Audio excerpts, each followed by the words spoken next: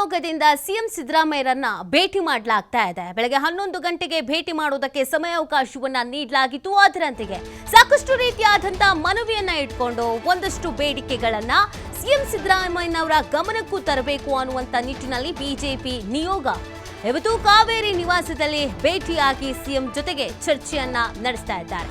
ಸಿದ್ದರಾಮಯ್ಯ ಮುಂದೆ ಕಮಲ ನಾಯಕರ ಅನೇಕ ಡಿಮ್ಯಾಂಡ್ಸ್ ಅಂತೂ ಇದೆ.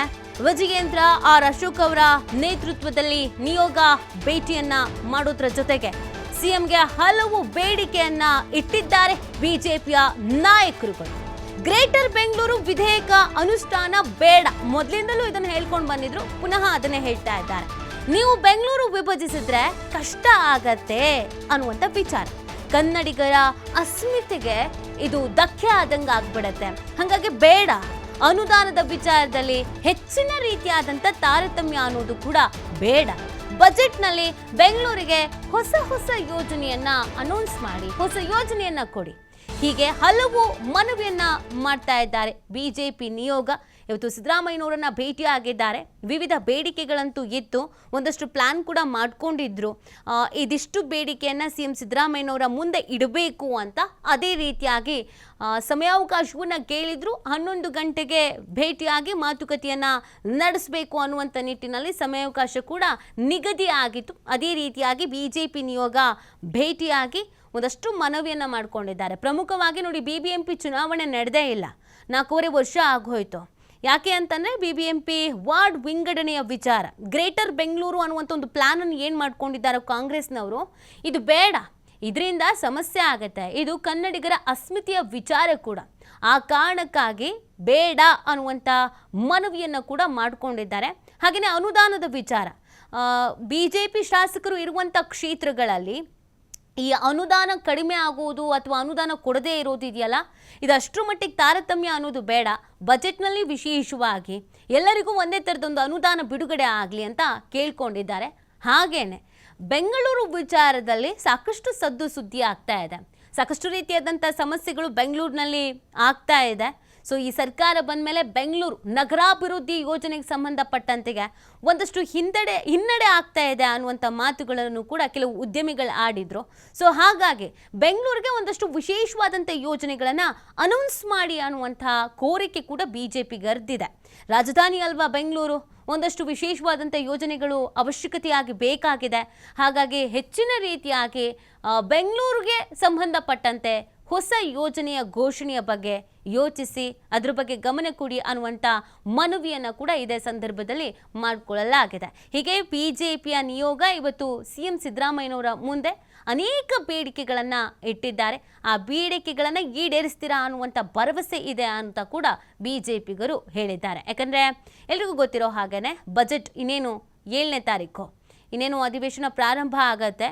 ಹಾಗಾಗಿ ನಿರೀಕ್ಷೆಗಳಂತೂ ದುಪ್ಪಟ್ಟಿದೆ. ಸಿದ್ದರಾಮಯ್ಯನವರ ಮೇಲೆ ಸಹಜವಾಗಿ ಎಲ್ಲ ವರ್ಗದವರು, ಎಲ್ಲ ಸಮುದಾಯದವರು, ಎಲ್ಲ ಕ್ಷೇತ್ರದವರು ನಿರೀಕ್ಷೆಗಳನ್ನು ಇಟ್ಕೊಂಡಿದ್ದಾರೆ. ಅದೇ ರೀತಿಯಾಗಿ ಬಿಜೆಪಿಗರು ಕೂಡ. ಈ ಬಗ್ಗೆ ಮತ್ತಷ್ಟು ಮಾಹಿತಿಯನ್ನು ನೀಡ್ತಾರೆ ನಮ್ಮ ಪ್ರತಿನಿಧಿ ಶಿವು, ಲೈವ್ನಲ್ಲಿ ಜಾಯಿನ್ ಆಗ್ತಾ ಇದ್ದಾರೆ. ಶಿವು, ಬಜೆಟ್ಗೆ ದಿನಗಣನೆ ಪ್ರಾರಂಭ ಆಗಿದೆ. ಸೊ ಇದರ ನಡುವೆ ಬಿಜೆಪಿ ಅನೇಕ ಬೇಡಿಕೆಗಳನ್ನು ಇಟ್ಟು ಇವತ್ತು ಸಿದ್ದರಾಮಯ್ಯನವರನ್ನ ಭೇಟಿಯಾಗಿದ್ದಾರೆ. ಏನೇನು ಕೇಳ್ಕೊಂಡಿದ್ದಾರೆ, ಅವ್ರ ಬೇಡಿಕೆಗಳು ಏನು, ಯಾವುದೆಲ್ಲ ಈಡೇರಬಹುದಾದ ಸಾಧ್ಯತೆಗಳಿದೆ, ಸಿಎಂ ಕಡೆಯಿಂದ ಏನು ರಿಯಾಕ್ಷನ್ಸ್ ಅಂತ?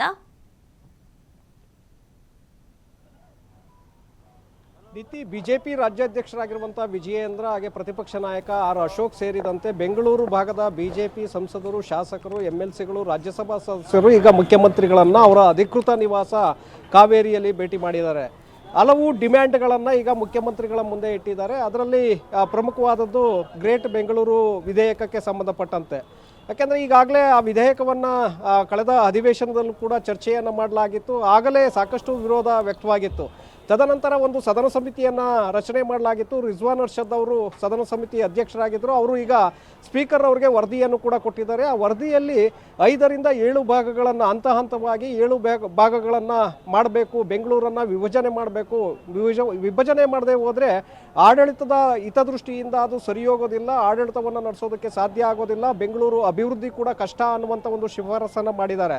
ಈಗ 3ರಿಂದ ಮತ್ತೆ ವಿಧಾನಮಂಡಲ ಅಧಿವೇಶನ ಪ್ರಾರಂಭವಾಗ್ತಾ ಇದೆ. ಆ ಸದನದಲ್ಲೂ ಮತ್ತೆ ಇದನ್ನು ಇಟ್ಟು ಚರ್ಚೆಯನ್ನು ಮಾಡಬೇಕಾಗತ್ತೆ. ಆ ಒಂದು ಕಾರಣಕ್ಕೆ ಈ ಒಂದು ವಿಧೇಯಕದಲ್ಲಿ ನೀವೇನು ತಂದಿದ್ದೀರಿ ಶಿಫಾರಸನ್ನು ಮಾಡಲಾಗಿದೆ, ಅಧಿವೇಶನದಲ್ಲೂ ಕೂಡ ಇದನ್ನು ಸಮಗ್ರವಾಗಿ ಚರ್ಚೆಯನ್ನು ಮಾಡಬೇಕು. ಯಾವುದೇ ಕಾರಣಕ್ಕೂ ಕೂಡ ಬೆಂಗಳೂರನ್ನು ವಿಭಜನೆ ಮಾಡೋದು ಬೇಡ ಅನ್ನುವಂಥ ಒಂದು ಬೇಡಿಕೆಯನ್ನು ಇವತ್ತು BJP ನಾಯಕರು ಮುಖ್ಯಮಂತ್ರಿಗಳ ಮುಂದೆ ಇಟ್ಟಿದ್ದಾರೆ.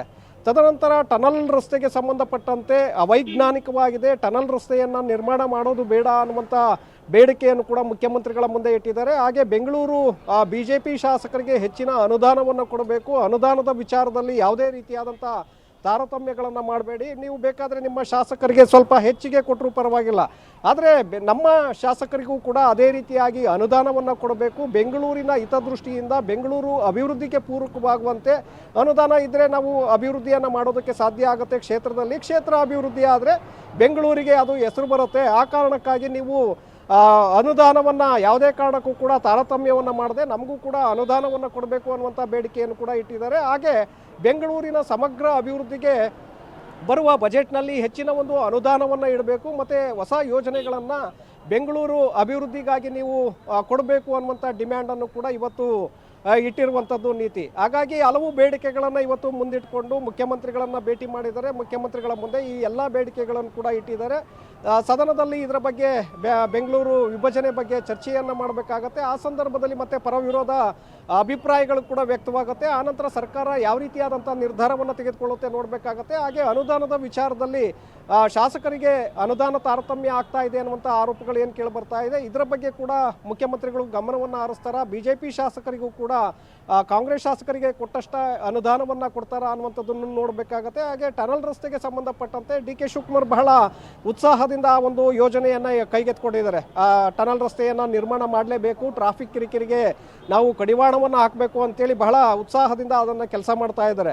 ಈ ಒಂದು ಯೋಜನೆಗೆ ಸಂಬಂಧಪಟ್ಟಂತೆ ಮುಖ್ಯಮಂತ್ರಿಗಳು ಯಾವ ನಿರ್ಧಾರವನ್ನು ತೆಗೆದುಕೊಳ್ತಾರೆ ನೋಡಬೇಕು. ಆದರೆ ಇದಕ್ಕೆ ಸಂಪೂರ್ಣವಾಗಿ BJP ನಾಯಕರು ವಿರೋಧವನ್ನು ವ್ಯಕ್ತಪಡಿಸಿದ್ದಾರೆ. ಆದರೆ DK ಶಿವಕುಮಾರ್ ಅವರನ್ನು ಎದುರು ಹಾಕ್ಕೊಂಡು ಮುಖ್ಯಮಂತ್ರಿಗಳು ಇದಕ್ಕೆ ತಡೆಯನ್ನು ಒಡ್ತಾರ ಅಥವಾ ಟನಲ್ ರಸ್ತೆಗೆ ಅನುಮತಿಯನ್ನು ಕೊಡ್ತಾರ ಅನ್ನುವಂಥದ್ದನ್ನು ಕೂಡ ನೋಡಬೇಕಾಗತ್ತೆ. ಹಾಗಾಗಿ ಸಾಕಷ್ಟು ಕುತೂಹಲವನ್ನು ಹುಟ್ಟು ಹಾಕ್ತಾ ಇದೆ ನೀತಿ BJP ನಾಯಕರ ಭೇಟಿ.